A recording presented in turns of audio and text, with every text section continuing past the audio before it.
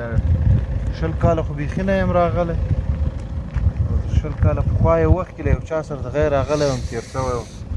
ماشاءالله دا خو څنګه ښې اوبه دي او دا دې هم رڼې او خوږې اوبه. بیخي ښایسته اوبه دي ماشاءالله. والا ډېرې ماشاءالله ښایسته دي. دا ګوره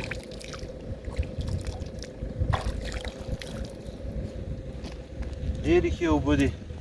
سمندري صاحب کور دې ودان، الله دې باعزته لره، سراج دې وستلو او د دې بند د لیدو دې برخمن کړو.